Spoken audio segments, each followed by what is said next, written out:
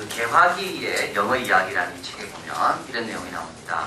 영학 열기죠. 영어를 좀 배워야 되는 열기가 개화기에 조선시대 말기죠. 불기 시작했습니다. 세상이 바뀔 것을 느낀 사람들은 자식들에게 영어를 열심히 배우라고 이렇게 강조를 했습니다. 서울 A고보를 5년 만에 우등으로 졸업한 20세의 P군, 그리고 그 P군보다는 2년 늦게 공부를 더한 K군, 그래서 이제 동네 자기 집에 돌아온 겁니다. 그러니까 두 아버지가 서울에서 공부를 고등학교를 마치고 왔기 때문에 참 자랑스러워서 동네 사람들을 모아놓고 이제 우리 아이들의 실력을 좀 보여줘야 되겠다. 그래서 이제 잔치를 열었습니다. 5년 만에 이제 졸업한 그 P군이죠.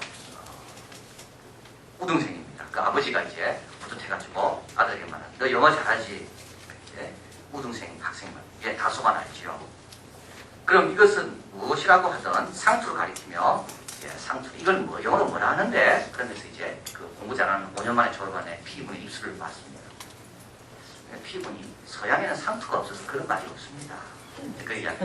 아버지가 좀 기분이 상한 거죠. 저 체면도 안 쓰고. 그래, 그러면 의심스러운 듯 장죽 담뱃대로 제뜨를 가리키면 이거는 영어로 뭐라 그러는데? 그러니까 우등생으로 졸업한 P군이 그것도 모르겠는데요. 이야기한 겁니다. 그러니까 원래 좀 둘러대기로 유명한 7년 만에 졸업한 K군. 그래서 그 아버지가, 공부 잘하는 아버지가 니는 이걸 아냐 했더만 걔가 이렇게 이야기해요. 제 덜이라고. 그래서 이 K군 7년 만에 졸업한 아버지가 좀 자존심이 상했다가 자기 아들이 제 덜이라고 하니까 참 신기한 거예요. 그래서 그 두 번째 아버지가 이제 묻는 겁니다. 근데 그 조선말과 어떻게 영어가 그렇게 비슷하냐. 그러니까 이 K군, 둘러대기로 유명한 이 K군이 이렇게 이야기합니다. 조선은 4,000년 역사를 가졌고 서양은 2,000년 역사를 가졌기 때문에 조선말 중에 영어로 간 게 많이 있다. 예를 들어 빗자루는 비샤하고 새끼는 시외깨끼, 담뱃대는 담비웃대. 그렇게 이야기했다.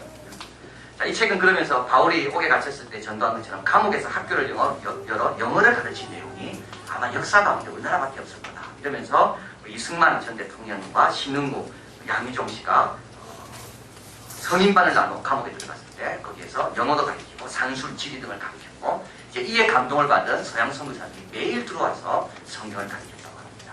우리 이승만 전 대통령 같은 경우는 감옥에 있을 때 가장 아낀 책이 두 권이 있는데 하나는 성경책이고 하나는 영어 사전이라고 합니다.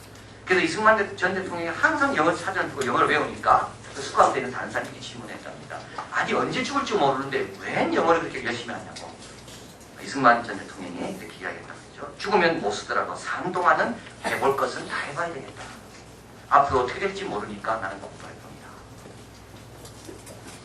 우리도 그렇습니다. 해볼 것은 다 해봐야 됩니다. 일본도 가보고 중국도 가보고 가볼 거 다 가보시고 봉사도 다 해보시고 오늘 찬양하는 우리 남성분들 찬양 들으니까 얼마나 눈물이 나오나 그럽니까?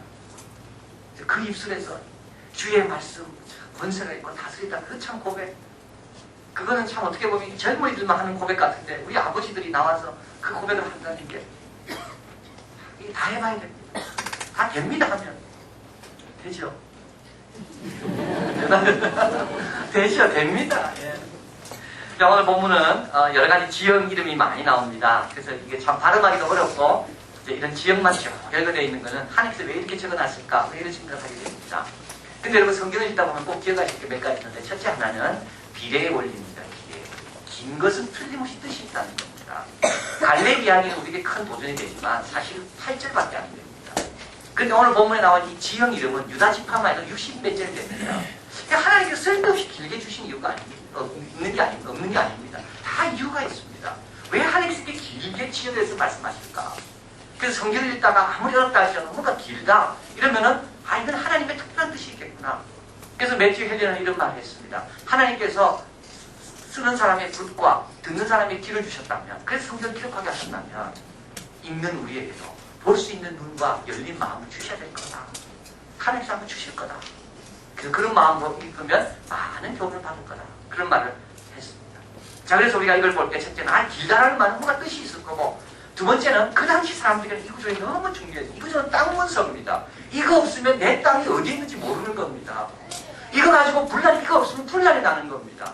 지금 중국의 동북공정 가지고 그게 지금 그 만주거기가 조선 땅이 중국 땅이라고 자꾸 우기잖아요. 증거를 대라고 증거가 있어야 되는 겁니다. 근데 지금 이스라엘 백성에는 너무나 중요한 증거가 있는 겁니다. 이 오래전에 문서에 보면 이 경계, 에돔과 그 이스라엘 백성의 경계에 대해서 분명히 말하고 있거든요. 그래서 국제적인 분쟁이 났을 때 근원을 따질 때 어디로 가면 됩니까? 성경을 가지고 됩니다. 그래서 이 문서들은 굉장히 중요한, 이 땅의 소유자들에게는 굉장히 중요한 문서가 바로 이 문서들입니다. 그리고 또 한 가지, 그래서 성경을 읽을 때 길이를 보셔야 되고요. 또 하나는 그 당시 사람들이 무엇을 의미했을까 생각이 아니고, 또 한 가지는 우리 하나님입니다.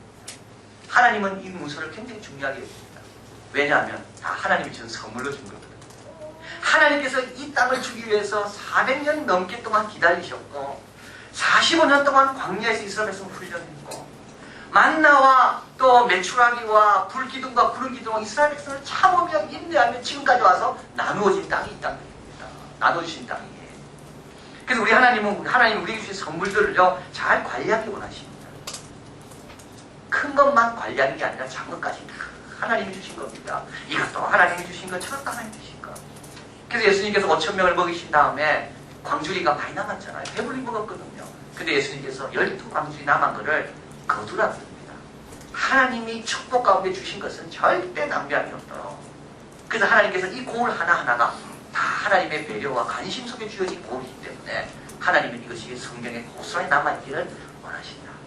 그것을 우리가 또 알게 됩니다. 마지막으로 이 구절을 해석할 때 또 한 가지가 있습니다. 그것은 성경의 다른 구절과 더불어 해석해야 됩니다. 여기 보면 유다가 나오는데 야는 남쪽 지역을 얻었는데요. 유다가 얻은 지역은 참 놀랍게도 포도농사 짓기에 좋은 땅입니다. 그런데 창세기 49장에 보면 야곱이 자식 12명을 축복하면서 유다를 축복할 때는 이렇게 축복합니다. 너희들은 옷을 포도즙에 빨 것이고 너희 나귀들은 포도나무에 맬 것이다. 그런데 그것이 날 제비를 뽑았는데 어떤 땅이 됐어요? 포도농사 지은 좋은 땅입니다. 그러니까 야곱이 인정하면서 야곱이 축복했는데 그 축복대로 훗날 이루어진 겁니다. 오늘 본문에 조금 나중에 말씀 나누겠지만 요셉이 나옵니다. 요셉은요 담장등으로 보던 그 가지와 같다고 했습니다. 요셉을 당해낼 사람은 아무도 없다고 했습니다. 그런데 요셉은 그 축복을 그 후손들은 성취하지 못합니다. 또 이 구절은 마지막으로 요한복음 14장 내가 먼저 아버지께로 가는데 내가 가서 처소를 예비하면 너희를 와서 데려가겠다. 하늘에 있는 땅을 생각합니다. 우리가 돌아가면 하나님께서 이런 땅을 우리에게 예비해 주십니다. 그래서 우리는 그 땅을 향해 가나안을 통과해서 광야를 통과해서 가야 됩니다. 인도를 잘 받아야 됩니다. 그런 측면에서 이 본문을 우리가 해석할 수가 있습니다. 자, 오늘은 몇 가지 우리가 본문을 통해서 우리가 발견할 게 있는데요. 어찌하든지 순종해야 되고 어찌하든지 도와야 되고 어찌하든지 하나님 말씀 앞에 믿음으로 반응해야 된다. 이것이 오늘 본문에서 우리에게 배우는 겁니다. 첫째 오늘 본문에 땅을 나눌 때 15장에 보면 유다 지파가 땅을 이제 받게 됩니다. 근데 유다는 장자가 아니죠. 12명의 이스라엘 자녀 가운데 장자가 아닙니다. 그런데도 유다가 땅을 제일 먼저 받습니다. 왜 먼저 받는가 하면 제일 큰 지파고 또 제일 강한 지파고 또 하나님의 특별한 뜻이 유다 지파에 있기 때문에 다윗과 예수님이 오시기 때문에 유다에게 먼저 땅을 줍니다. 자, 그런데 유다가 땅을 받아서 잘 나눴습니다. 꼼꼼하게 챙겨서. 그런데 이제 63절에 가보면요. 15장 63 스크린에 있으니까 같이 한번 읽겠습니다. 예루살렘 거민 여부스 사람을 유다 자손이 쫓아내지 못하였으므로 여부스 사람이 오늘날까지 유다 자손과 함께 예루살렘에 거하니라. 자, 62절까지면 얼마나 좋겠습니까? 근데 63절이 꼭 나오는 겁니다. 유다 자손이 못한 게 있습니다. 예루살렘 거민을 쫓아내지 못한 겁니다. 이게 너무 중요한 겁니다. 왜 쫓아내지 않았다고 나와 있을까요? 왜 쫓아내지 않았을까요? 원래 예루살렘은 유다 지파의 땅이 아닙니다. 예루살렘은 유다와 베냐민 지파 경계에 있는 땅입니다. 사실 그래서 애매한 땅이 예루살렘 땅입니다. 그러니까 유다 지파는 자기 땅만 관리하기도 바쁜데 그 경계에 있는 땅, 애매한 땅까지 관리하기 싫은 겁니다. 그래서 그 땅을 관리하지 않은 거죠. 근데 하나님은 뭘 원하시는가 하면 네가 힘이 있으면 애매한 지역까지 도와주라는 말이 여기 있는 겁니다. 하나님께서 유다 지파를 강하게 하신 이유는 본인 것만 관리를 잘하고 주신 게 아니라는 거죠. 그래서 이 땅에 관리되지 않은 책임을 누구에게 묻고 있습니까? 유다에게 묻고 있습니다.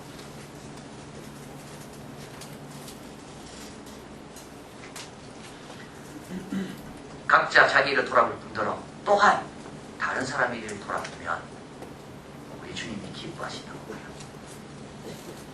강한 자가 자기 일만 관리하면요, 자기만 기쁩니다. 그러나 힘이 있는 자가 어려운 사람을 관리하고 도와주면 위에 계신 아버지가 기쁩니다.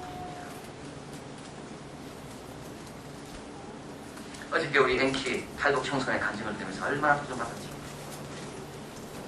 그 아이들은 또 다르더라고요. 하나이는 몽골을 통해서 들어왔고, 하나이는 태국을 통해서 들어왔고, 하나이는 또 중국을 통해서 들어왔고,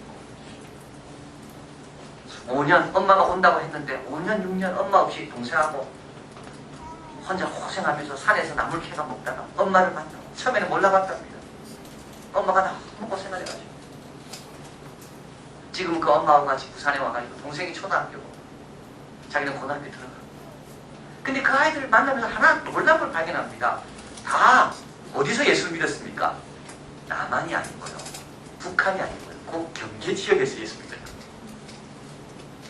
자, 선교사님을 통하여, 거기에 있는 저속교회 교인들을 통하여 그 사역을 위해서 위험을 무릅쓰고 그 아이들과 그 탈북자를 돕기 위해서 목숨을 건 그 사역자들을 통해서 그 경계 지역에서 예수님을 믿는 겁니다. 그 부흥이라는 아이가 있습니다. 그 안에 예수님을 안 믿었다고 막 반응하고, 그러나 예수님을 만나고 난 다음 이름을 바꿨습니다. 부흥으로. 자기 누나 이름은 사라로 바꾸고, 그리고 한국에 들어온 겁니다.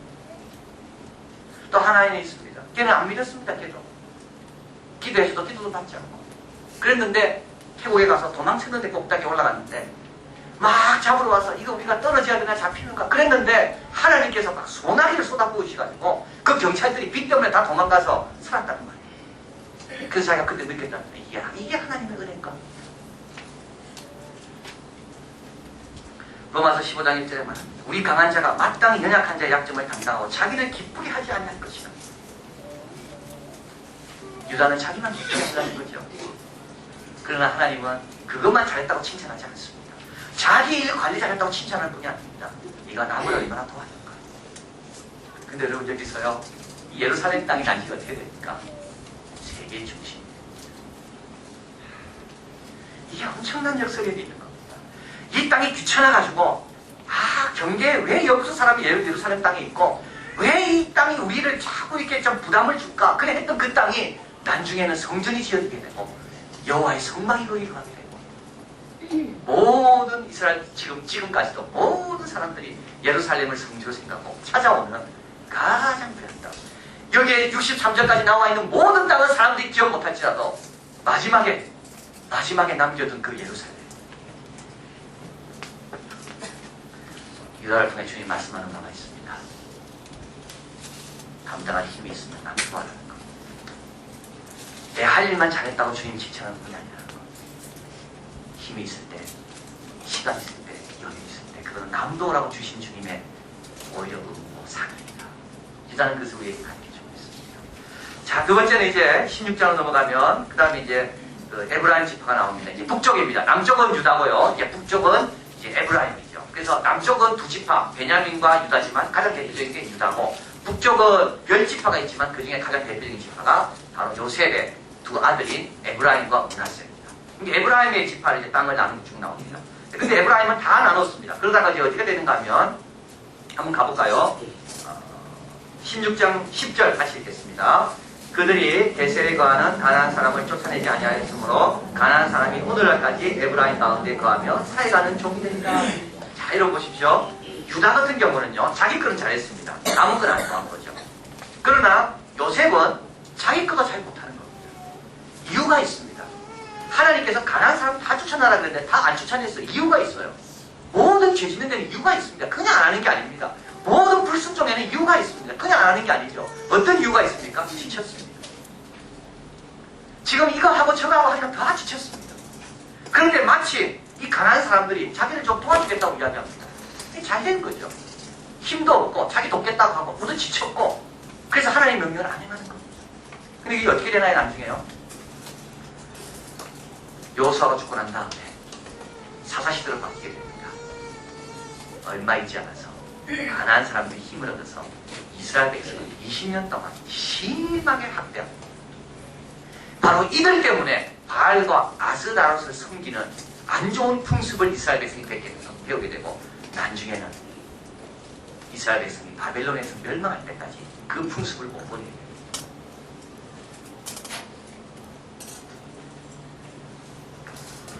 중국의 외교를 둘로 나눠서 설명합니다. 하나는 도광양세입니다. 빛을 감추고 어둠을 기른다. 이게 등소평부터 시작됩니다. 그래서 우리는 빨리 우리 힘을 키워야 된다. 그래서 빛을 감추고 뒤에서 원래 실력을 키우고, 이게 중국이었습니다. 자, 이제 후진타오와 원자바오 시대가 바뀌면서 이제 중국은 이제 우리는 숨길 필요가 없다. 그래서 화평불기 평화스럽게 우리가 이뤘습니다. 그래서 지금 중국은 아프리카, 중남미, 중동 지역에 힘을 뻗치면서 이제 미국과 대항하는 큰 세력으로 지금 자기들이 뒤로 나오려고 지금 노력하고 있습니다. 화평불기, 사탄은 화평불기가 아닙니다. 사탄은요, 도광양해는 같습니다. 우리 죄도 우리 속에 멀리 숨어가지고 우리 말 잘 듣는 것처럼, 괜찮은 것처럼, 이 정도 죄지어도 괜찮은 것처럼 잘 순종합니다. 숨어서 힘을 키웁니다. 그러다 어느 순간 되면 갑자기 일어나서 가난한 사람이 이스라엘 백성을 20년 동안 핍박하듯이 우리를 쓸모없게 만듭니다. 자, 그래서 야고보서 1장 15절 같이 스크린에 있는 드리겠습니다. 욕심이 잉태한즉 죄를 낳고, 죄가 장수한즉 사망을 낳습니다. 죄는 커진다 그랬죠. 죄가 가만히 있지 않습니다. 여러분, 죄를 품고 있으면 죄는 절대 그냥 있지 않습니다. 가난한 사람하고 똑같습니다. 처음에 그 죄는 내가 다스릴 수 있을 것 같아서 그냥 내버려 두지만, 있으면 있을수록 어떻게 됩니까? 그 죄가 자꾸 새끼를 치고 뿌리를 깊게 내리고 무의식 가운데 자꾸 파고들고, 그래서 나중에는 죄를 이길 수가 없게 돼요. 열왕기상 19장에 보면 엘리야가 나옵니다. 엘리야가 이렇게 얘기합니다. 주님, 이제 넉넉합니다. 이제 내 생명을 취해달라고. 엘리야가 지쳤습니다. 죄와 더불어 싸워야 되는데 끝까지 아합과 이세벨과 싸워야 되는데 엘리야가 지쳤습니다. 그래서 주님께 얘기합니다. 나는 이제 그만하겠다. 네, 내려가다. 노뎀나무 누워서 잡니다. 이제 주님께서 천사를 보내시고 숯불에 구운 떡을 주고요, 물을 마시고, 엘리야가 그걸 먹고 또 잡니다. 우리 주님께서 또 천사를 보내. 엘리야가 그걸 마시고, 그리고 또 엘리야에게 음식을 줍니다. 엘리야가 그걸 먹고 40일 40야를 걸어서 하나님 산에 오릅니다. 그 하나님 산에서 환상을 보는데, 음성을 듣는데, 바알에게 부름을 지하는 7,000명을 내가 남겨놓았다. 엘리야는 다시 전합니다. 여러분, 이렇게 중량을 발견합니다. 여러분, 힘들고 지칠 때는요, 절대 명체를 의지하지 않고 하면 안 돼요. 엘리야처럼 그렇게 신령한 사람도 지치니까 판단력이 흐려지고 뭐가 옳고 그른가를 분별할 수 없는 겁니다. 힘들수록, 지칠수록 하나님께서 우리에게 주신 게 하나 있는데, 명령에 순종하면 돼요.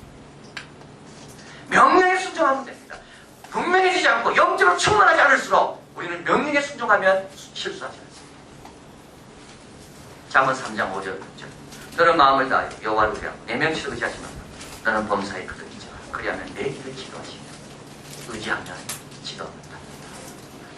자, 그런데 우리 에브라임 지파는 지쳤습니다. 싸움도 싫고 가난한 사람이 또 말 잘 듣겠다고 하니까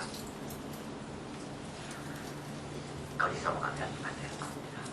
그래서 여러분, 참 보면요, 땅 받기 전에는 다 신실한 줄 알았어요. 땅을 유산으로 받기 전에는 다 믿음 좋은 줄 알았어요. 근데 땅을 받고 나니까 그 땅을 가지고 어떻게 처리하는 걸 보니까 그들의 원래 성향이 다 드러나는 겁니다. 유다 같은 성향은 어떤 사람입니까? 자기만 챙기는 사람. 에브라임 같은 사람은요, 금방 지치고 금방 자기 명체에 따르는 사람. 마지막 한 17장에 이제 땅도 나누기 나오는데, 이제 28은 요셉 자손입니다. 14절을 같이 한번 가보겠습니다. 17장 14절. 우리 같이 한번 쭉 한번 18절까지 같이 읽겠습니다. 요셉 자손이 여호수아에게 말하여 가로되, 여호와께서 지금까지 내게 복을 주심으로 내가 큰 문족이 되었거늘 당신이 나의 기업을 위하여 한 제비 한 분깃으로만 내게 주시면 어찌미니까. 여호수아가 그들에게 이르되, 내가 큰 민족이 되므로 에브라임 산지가 내게 너무 좁을진데 브리스 사람과 르바임 사람의 땅 산림에 올라가서 스스로 개척하라. 요셉 자손이 가로되, 그 산지는 우리에게 넉넉하지도 못하고 골짜기 땅에 거하는 가나안 사람에게는 베스함과 그 향리에 거하는 자든지 이스라엘 골짜기에 거하는 자들이 다 철병거가 있나이다. 여호수아가 다시 요셉의 족속 곧 에브라임과 므낫세에게 일러 가로되, 너는 큰 민족이요 큰 권능이 있은즉 한 분기만 가질 것이 아니라 그 산지도 내 것이 되리니 비록 삼림이라도 내가 개척하라. 그 끝까지 내 것이 되리라. 가난한 사람이 비록 철병거를 가졌고 강할지라도 내가 능히 그를 쫓아내리라. 예, 여러분, 귀한 말씀이 있습니다. 자, 요셉이 요셉의 두 아들이 에브라임, 므낫세 아닙니까? 근데 이제 에브라임이 북쪽의 땅을 다 받은 겁니다. 므낫세 반을 받았고요. 근데 이제 땅에 가보니까 땅이 좁은 거예요. 그래서 에브라임 지파가 바로 여호수아가 에브라임 지파거든요. 자기 친척벌되는 여호수아에게 나와서 우리에게 땅을 좀 더 달라는 겁니다. 그러니까 여호수아가 뭐라 했냐면 좋다, 땅은 더 줄 수가 있는데 너희가 가서 개척해라 이 말입니다. 개척하겠습니까? 안 하겠습니까?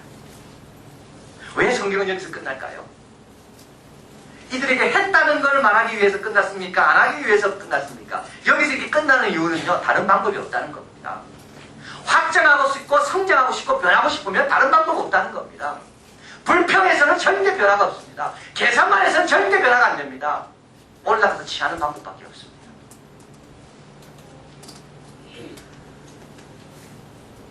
디모데후서 3장 7절에 보면 앞에 스크린이 있습니다. 같이 한번 읽겠습니다. 항상 배우나 마침내 진리의 지식에 이를 수 없느니라. 여러분, 항상 배운다고 다 되느냐? 항상 듣는다고 되는 게 아닙니다. 이 요셉은 얼마나 큰 축복을 받았습니까? 적이 화살을 쏜다 할지라도요, 전능하신 하나님의 손이 너와 함께 하기 때문에 적을 너희 당할 수가 있다. 너희 가운데 이스라엘 치는 목자가 나올 것이고 하늘의 복이나 땅 아래 복이나 땅 위의 복이나 태중의 복이나 태어난 자리의 복이나 모든 복이 너희 것이 될 것이다. 이게 바로 요셉의 복입니다. 그런데 이 요셉의 자녀들은 그 복을 받기 위해 대가를 지불하기를 원치 않는 겁니다. 이런 말이 있습니다. 성취에는 가격표가 붙어있다. 성취는 공짜가 아니고요, 좋은 성취를 원할수록 가격표는 비쌉니다. 성취에는 가격표가 붙어있다. 유진 피터스는 말합니다. 믿음이란 양으로 잴 수 없는 것이다. 믿음을 측정하려고 하면 우리는 종종 감정을 믿음의 크기라고 착각할 수가 있다. 믿음은 하나님의 하시는 일에 대한 반응이지 내가 느끼는 것이 아니다. 아무리 많이 느껴도 반응하지 않으면 그 사람은 믿음 있는 사람이라고 말할 수가 없다. 항상 배우나 진리의 지식이 이룰 수 없는 사람이 바로 이런 사람입니다. 느끼기는 많이 느낍니다. 깨닫기는 많이 깨닫습니다. 그러나 반응할 때 되면 반응하지 않습니다. 아무리 느낌이 작아도 반응하면 놀라운 일을 할 수 있는데, 이것은 겨자씨만한 믿음만 있어도 산을 옮길 수 있다고 하신 주님의 뜻이다. 하나님이 우리를 향해 활동하실 때 아무리 작은 반응이라도 보이기만 한다면 마치 콘크리트 벽에 단단한 우리의 의지 속에, 콘크리트 벽과 같은 의지 속에 작은 균열을 만들어내서 그 균열을 통해 하나님이 들어와 역사하는 것과 똑같다.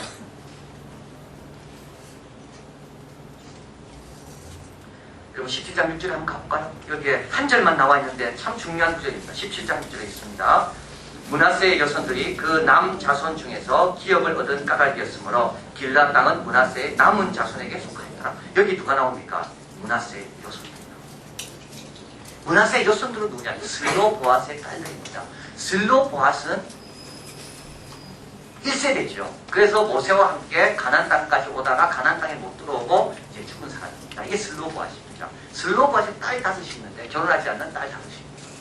그런데 이제 가나안 땅에 들어와서 땅을 배분받을 때 이 5딸이 자기 아버지 생각하기 너무 억울한 겁니다. 우리 아버지는 모세를 반역한 적이 한 번도 없고 하나님께서 광야에서 다 죽어야 했기 때문에 죽었을 뿐인데 우리 아버지는 아들이었기 때문에 우리 아버지 이름으로 땅이 받을 게 없다는 거죠. 그래서 이 5명의 딸이 모세 앞에 당당하게 나갑니다. 그래야 모세 앞에 이야기합니다. 우리가 땅을 달라고. 모세가 깜짝 놀라는 거죠. 세상에 이런 일이 어디 있습니까? 어디 감히 여자가 모세 앞에 나와서 땅을 요구합니까? 그런데 모세는 참 지기 온유한 사람이에요. 이 요구를 듣고 하나님 앞에 엎드려 기도합니다. 하나님 어떻게 하면 좋습니까? 그때 하나님께서 그 여자들의 말이 옳다.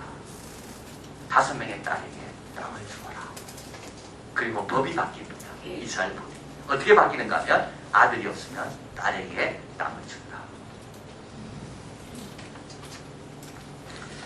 슬로보앗의 딸을 저는 보면서 이번에 19분의 여성분들 생각, 일본을 가져서 생각. 일본에 가서 하나님 이 땅은 하나님 땅. 이 영혼들은 하나님. 많은 사람들은 여성이 여성이 나올지 몰랐지만 슬로보앗의 딸 5명 법을 바꾼 겁니다. 이스라엘의 법. 알랄레드 파스니가 우리는 우리가 가진 수용의 한계만큼만 우리는 충분히 충만해질 수 있다. 우리에게 채워져야 할 그분의 충만함은 항상 더 있으며 우리는 그분의 은혜와 능력의 깊이를 결코 다 측량할 수 없다.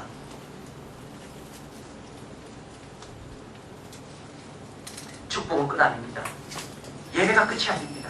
말씀 듣고 깨닫는 게 끝이 아닙니다. 계산하고 불평하고 발견하는 게 끝이 아닙니다. 끝은 어디로 나가야 됩니까? 바로 순종과 반응으로 열려야 됩니다. 책에서 이런 일을 읽었습니다. 목말랐던 시간보다 즐거운 시간이 더 길 것이다. 목말랐던 시간보다 즐거웠던 시간이 더 길 것이다. 남을 위해서 목말랐던 시간, 마지막 죄와 하나님의 명령을 순종하기 위해서 목말랐던 시간, 하나님 주신 축복을 그 땅을 개척하기 위해서 다른 사람은 다 주어진 것지만 나는 얻기 위해서 더 도전하고 더 반응을 위해서 더 수고하기 위해서 목말랐던 그 시간. 그러나 그 시간보다 더 길게 누릴 수 있는 즐거운 시간입니다.